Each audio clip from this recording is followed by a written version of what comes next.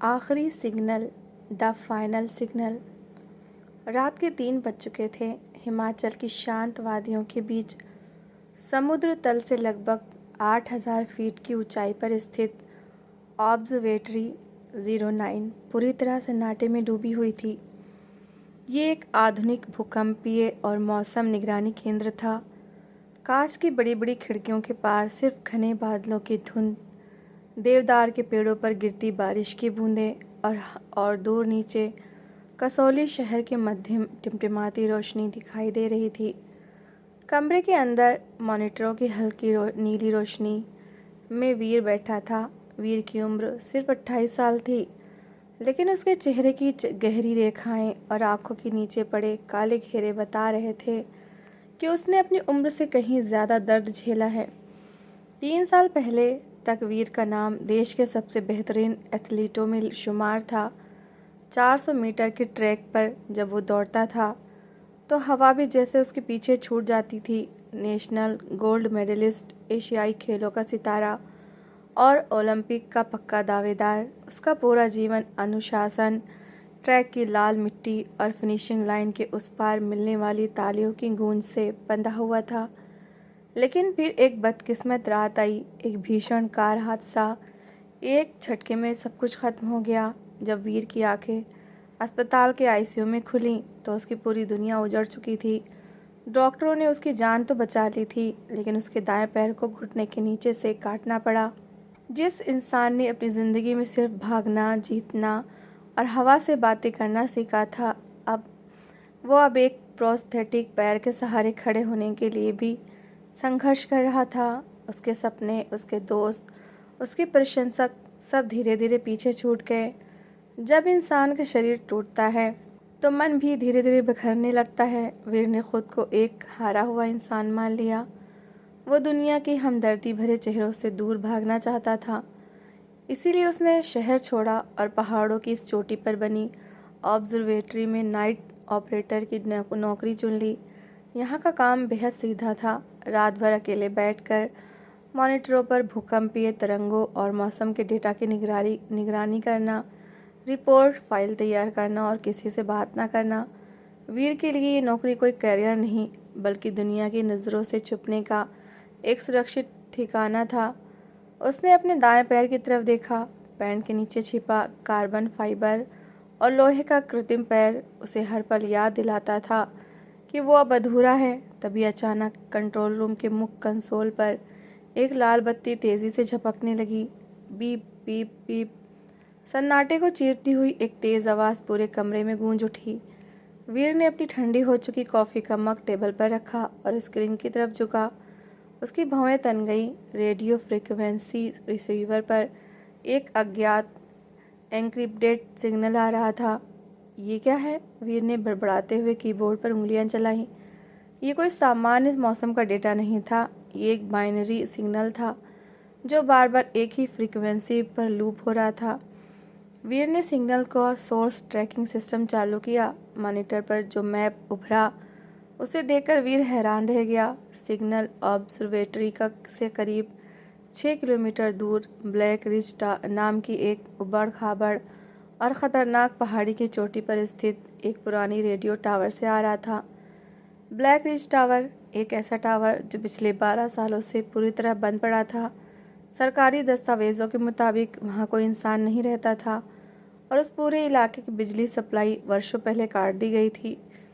बिना बिजली के वहाँ से सिग्नल कैसे आ सकता है? वीर ने सोचा। क्या ये हवा के घर्षण से पैदा हुई कोई फ्रीक्वेंसी थी या किसी शौकिया रेडियो ऑपरेटर की नादानी? वीर ने उस एन्क्रिप्टेड सिग्नल को डिकोड करने के लिए डिक्रिप्शन सॉफ्टवेयर रन किया। कुछ ही सेकंड में स्क्रीन पर टेक्स्ट के रूप में एक छोटा सा संदेश उभरा। मदद, सिस्टम कोड 7721। ऑक्सीजन और बैटरी केवल कुछ घंटे। जो भी सुन रहा है कृपया तुरंत फाइल 0 लॉग खोले। वीर का दिल तेजी से धड़कने लगा। उसने मैसेज के साथ अटैच फाइल को डाउनलोड किया। फाइल का नाम था 0 लॉग टेस्ट। उस फाइल में एक तारीख लिखी थी, 22 जुलाई 2023, ठीक 3 साल पुरानी तारीख। और उसके साथ एक ऑडियो फाइल जुड़ी थी। वीर ने अपने हेडफोन कान में लगाए, वॉल्यूम बढ़ाया और प्ले बटन दबाया। फाइल प्ले होते ही हेडफोन में भारी ससराहट और बारिश का शोर गूंजने लगा। फिर उस शोर को चीरती हुई एक अधेड़ उम्र के इंसान की हाँफती हुई काँपती आवाज़ सुनाई दी। अगर तुम ये रिकॉर्डिंग सुन रहे हो तो इसका मतलब है कि तुम ऑब्जर्वेटरी 09 के नाइट शिफ्ट ऑपरेटर हो, और इसका मतलब ये भी है कि किस्मत ने तुम्हें मेरी जगह चुना है। वीर की रीढ़ में एक अजीब सी सिरहन दौड़ गई। उसने ऑडियो की स्पीड थोड़ी कम की और ध्यान से सुनने लगा। मेरा नाम डॉक्टर अनिरुद्ध है। मैं इस ऑब्जर्वेटरी का पूर्व चीफ रिसर्चर था। 3 साल पहले मैंने कसौली के पहाड़ियों के पेट में हो रहे एक भयंकर भूगर्भीय बदलाव की खोज की थी। एक ऐसा विनाशकारी भूस्खलन जो पूरे शहर को मलबे के नीचे दफन कर सकता है। लेकिन जब मैंने अपने उच्च अधिकारियों को ये डेटा दिखाया तो उन्होंने मुझे मानसिक रूप से बीमार घोषित कर दिया और प्रोजेक्ट बंद कर दिया। उन्हें लगता था कि मैं सिर्फ वहम फैला रहा हूँ, लेकिन मैं जानता था कि मैं सही हूँ। मैंने चुपचाप ब्लैक रिज के लावारिस टावर पर एक अर्ली वार्निंग ऑटोमेटेड के सेंसर स्थापित किया था। वो सेंसर ज़मीन के नीचे के दबाव को मापता है, लेकिन उस सिस्टम को चालू रखने के लिए हर 3 साल में एक बार उसे मैनुअली कैलिब्रेट करना पड़ता है। आज वो अंतिम तारीख है। मेरी सांसें अब मेरा साथ नहीं दे रही हैं। अगर अगले कुछ घंटों में किसी ने ब्लैक रिज टावर पर जाकर उस सिस्टम का पासवर्ड दर्ज नहीं किया और डेटा को नेशनल डिज़ास्टर मैनेजमेंट को ट्रांसफ़र नहीं किया, तो कसौली पर आने वाली तबाही का अलर्ट कभी जारी नहीं हो पाएगा। और आज रात पहाड़ खिसकने वाले हैं। ऑपरेटर, मत सोचो कि तुम एक मामूली कर्मचारी हो। आज रात तुम हज़ारों जिंदगियों और मौत के बीच की आखिरी दीवार हो। ऑडियो ख़त्म हो गया। कमरे में एक बार फिर भारी सन्नाटा छा गया। वीर हेडफोन उतारे बिना सुन बैठा रहा। उसकी आंखों के सामने स्क्रीन पर वो रेड लाइट अभी भी ब्लिंक कर रही थी। वीर ने तुरंत अपनी मुख्य स्क्रीन खोली और कसौली क्षेत्र का लाइव सिस्मिक डेटा चेक किया। डेटा वाकई चिंताजनक था। पहाड़ियों पर पिछले 48 घंटों से मूसलाधार बारिश हो रही थी। ज़मीन के अंदर पानी का दबाव खतरनाक स्तर तक पहुंच चुका था। अगर ज़मीन खिसकना शुरू होती तो निचली घाटी में बसे 15,000 से ज़्यादा लोगों को भागने का थोड़ा सा समय भी नहीं मिलता। वीर ने बिना एक पल गवाए अपने सीनियर मैनेजर वर्मा जी को फ़ोन किया। 3-4 रिंग के बाद वर्मा जी ने फ़ोन उठाया। उनकी आवाज़ में नींद की भारीपन और खींच साफ महसूस हो रही थी। हेलो वीर, इतनी रात को क्या मुसीबत आ गई? सब ठीक तो है? सर, ब्लैक रिज टावर से एक एन्क्रिप्टेड सिग्नल आया है। डॉक्टर अनिरुद्ध की एक रिकॉर्डिंग मिली है। वो कह रहे हैं कि आज रात पहाड़ धंसने वाला है। हमें तुरंत लोकल एडमिनिस्ट्रेशन और पुलिस को अलर्ट करना होगा। फ़ोन पर कुछ सेकंड की भारी खामोशी छा गई। फिर वर्मा जी का ठहाका गूंजा। वीर, क्या तुम पीकर ड्यूटी कर रहे हो या कोई डरावनी फिल्म देखी है? सर, मैं बिल्कुल होश में हूँ, वीर ने ज़ोर देकर कहा। डेटा बता रहा है कि ज़मीन के नीचे दबाव बढ़ रहा है। सुनो वीर, वर्मा जी का स्वर अचानक बहुत कठोर हो गया। डॉक्टर अनिरुद्ध 3 साल पहले दिमागी संतुलन खो चुके थे। वो लापता हो गए थे और शायद पहाड़ों में कहीं मर खप गए। उनकी बातें सिर्फ एक पागल इंसान का वहम थी। और रही बात ब्लैक रिज टावर की, वहाँ का रास्ता 2 साल पहले ही भूस्खलन में पूरी तरह तबाह हो चुका है। वहाँ जाना जान जोखिम में डालना है। इस तूफानी रात में कोई टीम वहाँ नहीं जाएगी। तुम चुपचाप अपनी ड्यूटी करो और मुझे दोबारा फ़ोन मत करना। कॉल कट गया। वीर ने फ़ोन को घूर कर देखा। उसकी छाती तेज़ी से ऊपर नीचे हो रही थी। वर्मा जी की बातों में तर्क था, लेकिन उस ऑडियो में डॉक्टर अनिरुद्ध की आवाज़ का डर और सच्चाई इतनी वास्तविक थी कि वीर का मन उसे झूठा मानने को तैयार नहीं था। स्क्रीन पर लाल बत्ती अभी भी झपक रही थी। System recalibration pending, time remaining 03 घंटे 45 मिनट। वीर उठ खड़ा हुआ। उसने अपने दाएं पैर की तरफ देखा। दर्द की एक हल्की सी लहर उसके घुटने के पास उठी। वो छड़ी के सहारे कुछ कदम चला। वीर ने खुद से सवाल किया, मैं कैसे जा सकता हूँ? मैं तो एक अपाहिज हूँ, समतल ज़मीन पर ठीक से ना चल पाने वाला इंसान। 6 किलोमीटर की जानलेवा चढ़ाई, वो भी इस तूफ़ानी रात में, पत्थरों और मलबे के बीच से। असंभव। वो वापस अपनी कुर्सी पर गिर पड़ा। उसने अपनी आंखें मूंद ली। अचानक उसके दिमाग में 3 साल पुरानी यादों का तूफान उमड़ पड़ा। स्टेडियम का वो दृश्य, 400 मीटर की ट्रैक, हवा को चीरती हुई उसकी सांसें, फिनिशिंग लाइन के पास पहुंचते ही दर्शकों का शोर और उसके कोच की आवाज़। उसके कोच हमेशा उससे एक बात कहा करते थे, वीर, दौड़ पैरों से नहीं कलेजे से जीती जाती है। जब तुम्हारे पैर जवाब दे दें, जब हर सांस में आग जलने लगे, समझ लेना कि असली दौड़ अब शुरू हुई है। जो गिरकर खड़ा हो जाए वही असली चैंपियन है। वीर ने आंखें खोली। उसने खिड़की के पार कसौली शहर की मध्यम बत्तियों को देखा। उस शहर में हजारों परिवार सो रहे थे, मासूम बच्चे, बुजुर्ग, बेखबर लोग। अगर सुबह होने से पहले पहाड़ खिसक गया तो वो सब जिंदा दफन हो जाएंगे। अगर वर्मा जी सही है तो मैं एक बेवकूफ़ साबित होऊंगा, वीर ने बड़बड़ाया। लेकिन अगर डॉक्टर अनिरुद्ध सही निकले तो मैं 15,000 लोगों की मौत का पापी बन जाऊंगा। वीर के अंदर सोई हुई एथलीट की आत्मा अचानक जाग उठी। सालों से जमी हुई निराशा की धूल एक झटके में छट गई। उसने तय कर लिया, चाहे उसका कृत्रिम पैर टूट जाए, चाहे उसे घिसट घिसट कर जाना पड़े, लेकिन वो चुपचाप बैठकर तमाशा नहीं देखेगा। रात के 3:45 बज चुके थे। वीर ने अपनी वाटर प्रूफ हैवी जैकेट पहनी, अपनी पीठ पर एक हैवी ड्यूटी बैकपैक बांधा जिसमें इमरजेंसी टूल किट, टॉर्च, एक satellite walkie talkie, wire cutter और रिकैलिब्रेशन डिवाइस थी। उसने अपनी छड़ी को एक तरफ फेंका और उसकी जगह 2 मजबूत ट्रैकिंग पोल्स, चढ़ाई में मदद करने वाली लाठियां उठा ली। जैसे ही उसने ऑब्जर्वेटरी का बाहरी लोहे का दरवाज़ा खोला, तूफानी हवा के एक झोंके ने उसे पीछे धकेल दिया। मूसलाधार बारिश की बूंदें सुइयों की तरह चेहरे पर चुभ रही थीं। चारों तरफ घना अंधेरा और बादलों की गर्जना थी। पहला किलोमीटर। वीर ने पहला कदम बाहर रखा। पहाड़ी पगडंडी पूरी तरह से बह चुकी थी। हर तरफ गीली मिट्टी, फिसलन और नुकीले पत्थर थे। वीर ने अपने अपने ट्रैकिंग पोल्स को ज़मीन में गाड़ा और आगे बढ़ा। उसका प्रोस्थेटिक पैर बार बार कीचड़ में धंस जाता था। हर कदम के साथ उसके कटे हुए पैर के हिस्से पर बहुत दबाव पड़ रहा था। दर्द की तीखी लहरें उसकी रीढ़ तक जा रही थीं। 1, 2, 3। वो मन ही मन कदम गिन रहा था। हर 200 मीटर के बाद उसकी सांस फूलने लगती। वो रुकता, गहरी सांस लेता और फिर आगे बढ़ता। बारिश का पानी उसकी जैकेट के अंदर तक पहुंच चुका था, लेकिन उसके शरीर के अंदर की आग ठंडी नहीं पड़ रही थी।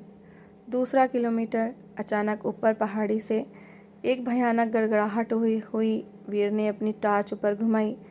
मिट्टी का एक बड़ा हिस्सा और भारी चट्टानें तेजी से नीचे की तरफ आ रही थीं। हट!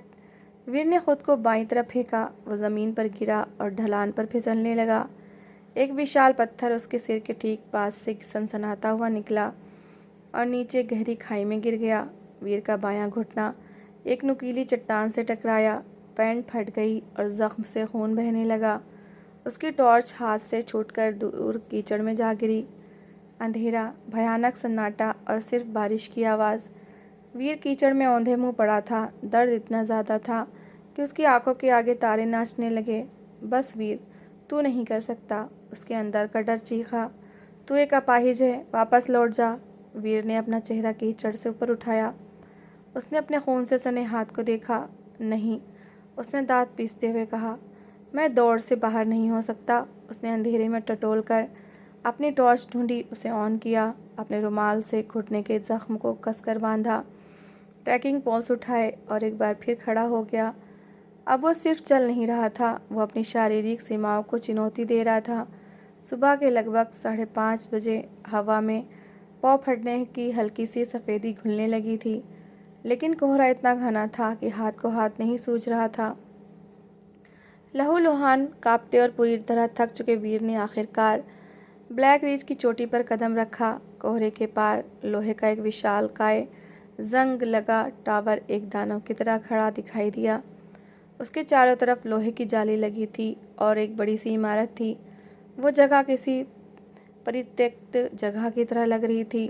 वीर हाँफते हुए मुख्य इमारत के दरवाजे के पास पहुंचा। दरवाजे पर एक भारी जंग लगी जंजीर और ताला लटका था। वीर ने अपने बैकपैक से हैवी ड्यूटी वायर कटर निकाला। उसने जंजीर पर कटर लगाया और अपनी पूरी बची कुची ताकत से उसे दबाया। कटाक, जंजीर टूट कर नीचे गिर गई। वीर ने दरवाजे को लात मारी। दरवाज़ा चीखते हुए अंदर की तरफ खुला। अंदर का माहौल बाहर से बिल्कुल अलग था। वहाँ सीलन की बदबू तो थी, लेकिन साथ ही इलेक्ट्रॉनिक उपकरणों के चलने की हल्की सी सरसराहट भी थी। वीर ने अपनी टॉर्च की रोशनी फैलाई। फर्श पर साफ सुथरे केबल बिछे थे। सर्वर रैक्स पर छोटी मोटी नीली लाइटें जल रही थीं। वर्मा जी ने कहा था कि यहाँ बिजली नहीं है। वीर ने चौंक कर सोचा, तो ये सब कैसे चल रहा है? वो आगे बढ़ा। कॉरिडोर के अंदर अंत में एक दरवाज़ा था जिस पर लिखा था प्रोजेक्ट ज़ीरो, गुप्त नियंत्रण कक्ष। वीर ने दरवाजे का हैंडल घुमाया और धक्का दिया। अंदर का दृश्य देखकर वीर का दिल कुछ पलों के लिए धड़कना भूल गया। कमरे के बीचों बीच कई मॉनिटरों की एक बड़ी सी सेटअप थी, जहां ज़मीन के नीचे के लाइव सिस्मिक सिग्नल्स की लाल रेखाएं तेज़ी से ऊपर नीचे हो रही थीं और उन मॉनिटरों के सामने एक व्हील चेयर रखी थी। व्हील चेयर पर एक इंसान बैठा था। वीर का हाथ खुद ब खुद अपनी कमर पर लगे सैटेलाइट वॉकी टॉकी पर चला गया। उसने अपनी टॉर्च उस इंसान के चेहरे पर मारी। वो एक बेहद बुजुर्ग आदमी थे। उनके बाल पूरी तरह सफ़ेद थे, चेहरा सूखा हुआ, और वो एक पोर्टेबल ऑक्सीजन सिलेंडर से जुड़े मास्क के ज़रिए सांस ले रहे थे। उनके कांपते हुए हाथ एक कीबोर्ड की कीज पर जमे हुए थे। डॉक्टर अनिरुद्ध, वीर की आवाज़ अविश्वास से काँप उठी। बुजुर्ग आदमी ने धीरे से अपनी पलकें उठाईं। उनकी आंखों में भयानक थकान थी, लेकिन साथ ही एक कदम में चमक थी। उन्होंने अपना ऑक्सीजन मास्क थोड़ा नीचे किया। उनकी आवाज़ बेहद कमज़ोर और घिसटी हुई थी। वही आवाज़ जो वीर ने ऑडियो मैसेज में सुनी थी। तुम आ गए, डॉक्टर अनिरुद्ध ने एक एक शब्द पर जोर देते हुए कहा। मुझे यकीन था कि कोई ना कोई ज़रूर आएगा। आप जिंदा हैं? वीर ने हैरान होकर कहा। लेकिन वो ऑडियो फाइल, 3 साल पुरानी तारीख। डॉक्टर अनिरुद्ध ने एक फीकी मुस्कुराहट बिखेरी। वो तारीख मैंने जानबूझकर सिस्टम में एनक्रिप्ट की थी, डॉक्टर ने खांसते हुए कहा, ताकि अगर ऑब्जर्वेटरी का भ्रष्ट मैनेजर वर्मा उस फाइल को देखे तो उसे लगे कि ये कोई पुराना ग्लिच है और वो इसे डिलीट कर दे। लेकिन मैं जानता था कि नाइट शिफ्ट ऑपरेटर उस डिकोडेड मैसेज को पढ़ेगा। लेकिन आप यहाँ अकेले क्या कर रहे हैं? और आपने मदद के लिए कसौली पुलिस को सीधे फ़ोन क्यों नहीं किया? वीर ने आगे बढ़कर पूछा। डॉक्टर अनिरुद्ध ने मॉनिटर की तरफ इशारा किया। क्योंकि कसौली पर आने वाला यह खतरा कोई कुदरती आफत नहीं है वीर। डॉक्टर की इस बात ने वीर के होश उड़ा दिए। क्या मतलब? वीर ने पूछा। डॉक्टर अनिरुद्ध ने ऑक्सीजन का एक लंबा सांस लिया और बोलना शुरू किया। 3 साल पहले एक विशाल प्राइवेट माइनिंग कॉरपोरेशन ने इस पहाड़ के पेट में अवैध रूप से डीप अंडरग्राउंड ब्लास्टिंग, गहरे भूमिगत विस्फोट शुरू किए थे। वो इस पहाड़ी के कोर में मौजूद दुर्लभ खनिजों को निकालना चाहते थे। उनके विस्फोटों ने पहाड़ की अंदरूनी नींव को पूरी तरह खोखला और अस्थिर कर दिया था। जब मैंने इसका विरोध किया और रिपोर्ट तैयार की, तो माइनिंग कंपनी ने ऑब्जर्वेटरी के चीफ मैनेजर वर्मा और स्थानीय अधिकारियों को करोड़ों की रिश्वत देकर खरीद लिया। उन्होंने मेरी रिपोर्ट दबा दी। मुझे पागल करार कर दिया गया। जब मुझे अपनी जान का खतरा लगा तो मैं चुपचाप इस बंद पड़े टावर में छुप गया। वीर स्तब्ध खड़ा सुन रहा था। वर्मा सर्विस में शामिल हैं? हाँ, डॉक्टर की आंखों में गुस्सा छलक आया। मैं पिछले 3 सालों से इस गुप्त टावर में एकांतवास में रह रहा हूँ, सोलर पैनल्स और बैकअप बैटरियों के दम पर। अपने इस बीमार शरीर के साथ मैं ज़मीन के नीचे के दबाव को मॉनिटर कर रहा था। आज रात माइनिंग कंपनी ने पहाड़ के निचले हिस्से में सबसे बड़ा और अंतिम विस्फोट किया है। वो जानते हैं कि बारिश का मौसम है, जब पहाड़ गिरेगा तो सब इसे कुदरती आपदा मान लेंगे और उनका सारा पाप मलबे के नीचे हमेशा के लिए छुप जाएगा। वीर को अब सारी तस्वीरें साफ दिखने लगीं। इसीलिए वर्मा ने वीर को जाने से मना किया था। इसीलिए उसने कहा था कि अनिरुद्ध की बातें फालतू हैं। वर्मा चाहता था कि पहाड़ गिरे, तबाही हो और उसका राज हमेशा के लिए दफन हो जाए। अगर अगले 15 मिनट के अंदर, डॉक्टर अनिरुद्ध ने कांपते हाथों से वीर की कलाई पकड़ी, हम इस टावर के हाई पावर सैटेलाइट ट्रांसमीटर से सीधे national disaster management authority NDMA और मुख्यमंत्री कार्यालय को एनक्रिप्टेड डेटा नहीं भेजेंगे तो नीचे शहर में अलार्म नहीं बजेगा, हज़ारों लोग नींद में ही मारे जाएंगे। तो आप डेटा भेज क्यों नहीं देते? वीर ने चिल्लाकर कहा। सिस्टम तो चालू है। डॉक्टर अनिरुद्ध ने अपना सिर झुका लिया। उनकी आंखों से आंसू छलक पड़े। मुख्य सैटेलाइट ट्रांसमीटर का एक एंटीना बाहर टावर की 50 मीटर ऊंची चोटी पर लगा है। आधे घंटे पहले आए तूफान में उसका मुख्य केबल टूटकर अलग हो गया है। मैं अपने इन पैरों से उस 50 मीटर ऊंचे लोहे के ढांचे पर नहीं चढ़ सकता। वीर, मेरी सांसें उखड़ रही हैं, मेरी ऑक्सीजन ख़त्म होने वाली है। डॉक्टर ने वीर की तरफ देखा और फिर उसकी पैंट पर लगे खून के धब्बे और प्रोस्थेटिक पैर की तरफ। डॉक्टर का चेहरा पीला पड़ गया। भगवान, डॉक्टर ने फुसफुसाया, किस्मत ने भी क्या मजाक किया है। जो इंसान पहुंचा वो खुद एक पैर से लाचार है। हम हार गए वीर, हम हार गए। कमरे में मौत जैसा सन्नाटा छा गया। बाहर हवाएं राक्षस की तरह चीख रही थीं। बिजली के कड़कने से खिड़कियां काँप रही थीं। वीर ने अपने प्रोस्थेटिक पैर को देखा। दर्द की तीखी सुइयां उसके घुटने में चुभ रही थीं। उसका बायां पैर खून से लथपथ था। 50 मीटर ऊंचा जंग लगा चिकना लोहे का टावर, 80 किमी घंटे की रफ्तार से चलती बर्फीली हवाएं और एक पैर से कटा हुआ इंसान। एक सामान्य एथलीट के लिए भी इस तूफान में उस टावर पर चढ़ना सीधे मौत को दावत देना था। एक कृत्रिम पैर वाले इंसान के लिए ये 100% खुदकुशी थी। वीर ने आंखें बंद कर लीं। उसके दिमाग में अपना कटा हुआ पैर आया, अस्पताल का वो उदास कमरा आया, वो 3 साल आए जो उसने एक जिंदा लाश की तरह गुजारे थे। क्या मैं सच में अपाहिज हूँ? उसने खुद से पूछा। या मैंने खुद को अपाहिज मान लिया था? उसने खिड़की से बाहर देखा। नीचे कसौली की टिमटिमाती बत्तियां बुझने वाली थीं अगर उसने कुछ नहीं किया। वीर ने अपनी जैकेट की जिप कसकर बंद की। उसने अपने बैकपैक से नया केबल रोल और टूल किट निकाली। डॉक्टर साहब, वीर की आवाज़ में एक अजीब सा ठहराव और लोहा था। डॉक्टर अनिरुद्ध ने चौंक कर उसे देखा। सिस्टम का पासवर्ड और ट्रांसमिशन बटन तैयार रखिए, वीर ने कहा। मैं ऊपर जा रहा हूँ। वीर इमारत के पिछले दरवाजे से बाहर निकला। तूफानी हवा के थप्पड़ ने उसे लगभग गिरा ही दिया था। सामने 50 मीटर ऊंचा लोहे का टावर अंधकार में आसमान को चीरता हुआ खड़ा था। वीर ने सीढ़ी के पहले लोहे के पायदान पर हाथ रखा। लोहा बर्फ की तरह ठंडा था। उसने अपना प्रोस्थेटिक पैर पहले पायदान पर रखा। कीचड़ और पानी की वजह से उसका कृत्रिम पैर फिसल गया। वीर का संतुलन बिगड़ा और वो नीचे गिरा। लेकिन उसने दोनों हाथों से सीढ़ी की साइड ग्रिल को कसकर पकड़ लिया। पैर नहीं, हाथों का इस्तेमाल कर वीर, उसने खुद को चिल्लाकर डांटा। उसने अपनी बाहों की पूरी ताकत झोंकी और चढ़ना शुरू किया। 10 मीटर, 20 मीटर। जैसे जैसे ऊंचाई बढ़ रही थी, हवा का दबाव भयंकर होता जा रहा था। टावर हवा के झोंकों से दाएं बाएं झूल रहा था। बारिश की बूंदें आँख में जाते ही अंधा कर रही थीं। उसके घुटने का कटे हुए हिस्से पर लोहे के सॉकेट की रगड़ इतनी बढ़ चुकी थी कि हर कदम पर ऐसा लगता था जैसे कोई जलती हुई सलाख जख्म में घोंप रहा हो। वीर के मुंह से दर्द भरी चीखें निकल रही थीं जो तूफान के शोर में दब जाती थीं। 30 मीटर। अचानक एक भयंकर हादसा हुआ। हवा के एक तेज थप्पड़ से वीर का प्रोस्थेटिक पैर का स्ट्रैप टूट गया। कृत्रिम पैर पायदान से निकलकर नीचे खाई में गिर गया। वीर का शरीर एक झटके में नीचे झटका खाया, लेकिन 30 मीटर की ऊंचाई पर सिर्फ अपने दोनों हाथों की उंगलियों के दम पर लोहे के गीले पायदान से लटक रहा था। नीचे सिर्फ असीम काली खाई थी। छोड़ दे, वीर के दिमाग का कमज़ोर हिस्सा चीखा। अब तू कुछ नहीं कर सकता, तेरा पैर गिर चुका है, तू मर जाएगा। वीर ने अपनी आंखें कसकर बंद की। उसे याद आया फिनिशिंग लाइन, उसे याद आया अपने देश का राष्ट्रगान, उसे याद आया कि वो कौन था। मैं वीर हूँ, वो तूफान के बीच चीखा। मैं एक एथलीट हूँ, मैं हार मानकर नहीं मरूंगा। उसने अपनी पूरी अपर बॉडी स्ट्रेंथ, ऊपरी शरीर की ताकत झोंक दी।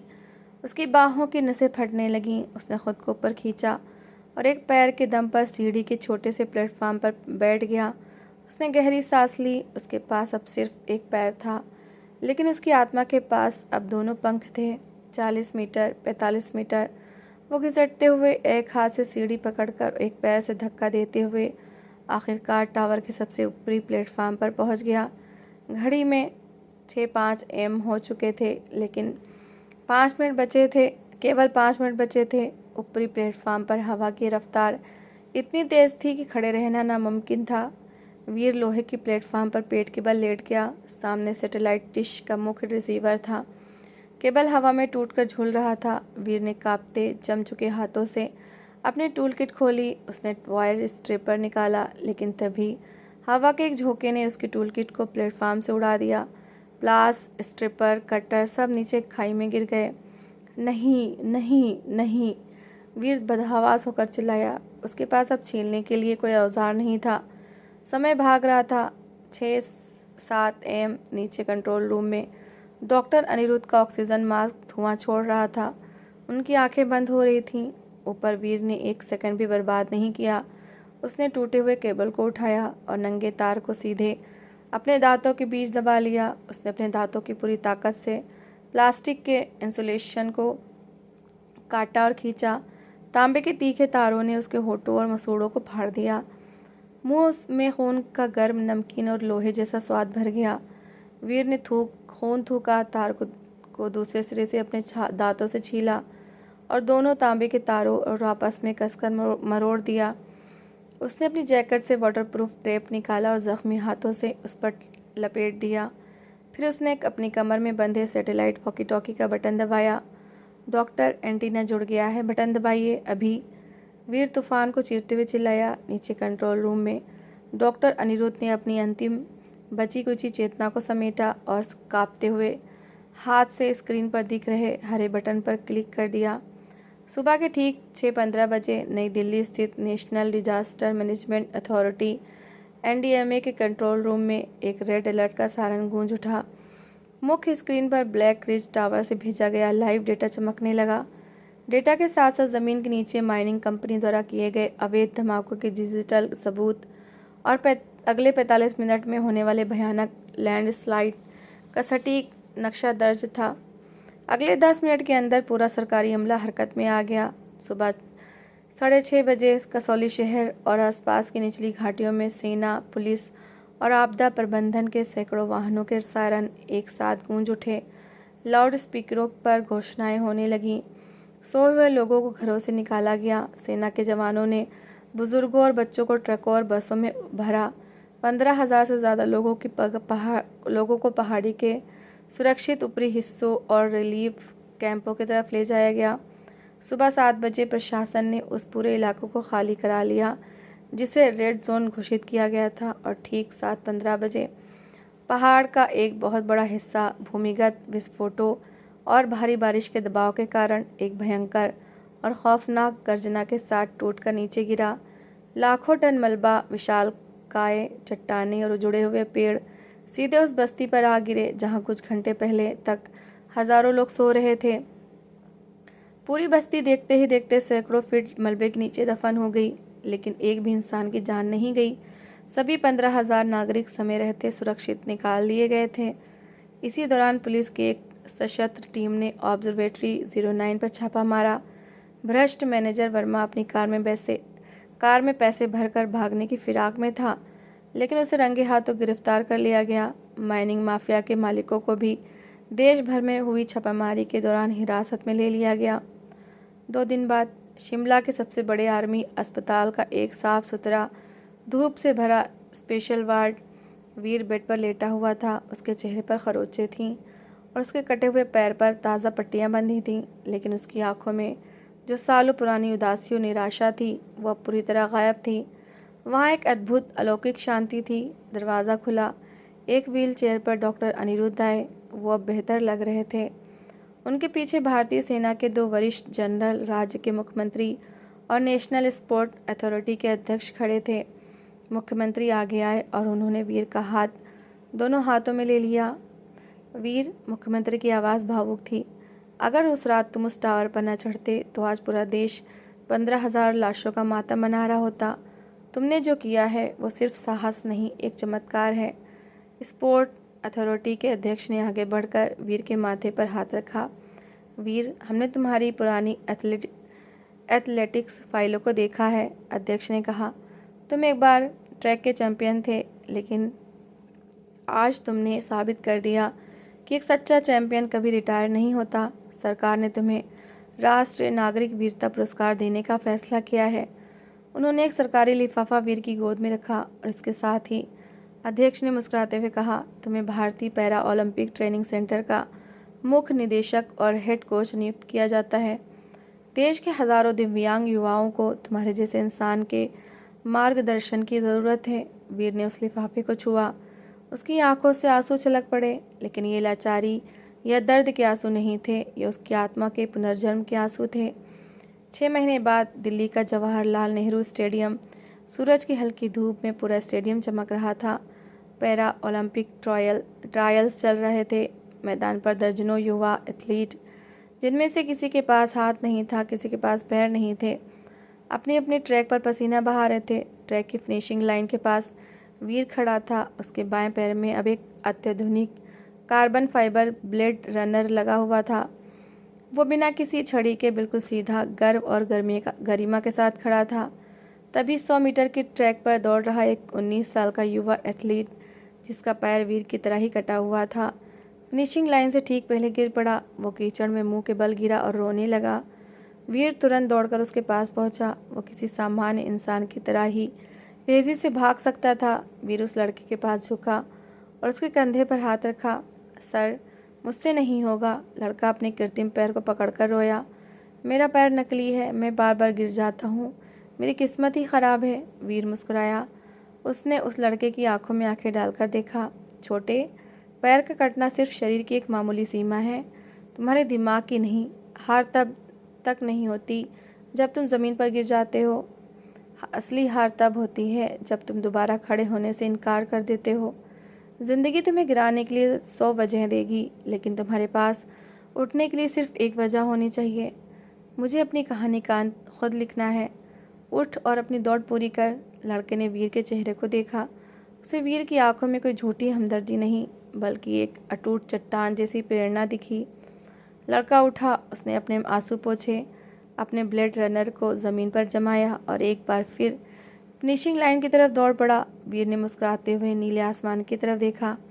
हिमाचल के पहाड़ों की वो खौफनाक तूफानी रात अब बहुत पीछे छूट चुकी थी, लेकिन उस रात ने वीर को उसकी ज़िंदगी का सबसे बड़ा सच सिखा दिया था। इंसान अपने शरीर से कभी अपाहिज नहीं होता, वो अपनी सोच से अपाहिज होता है। और जो इंसान अपनी सोच की जंग जीत लेता है, इस दुनिया की कोई भी ताकत उसे हरा नहीं सकती। तो दोस्तों, इस कहानी को लेकर आपकी क्या राय है? कमेंट सेक्शन में अपनी राय ज़रूर शेयर करें। और अगर आपको हमारी आज की कहानी अच्छी लगी हो तो प्लीज़ इसे लाइक शेयर ज़रूर करें। और ऐसे ही emotional, suspense, family story, love story, motivational story को सुनने के लिए मेरे चैनल को सब्सक्राइब ज़रूर करें। तो मिलते हैं एक नई और दिलचस्प कहानी के साथ। Thanks for watching.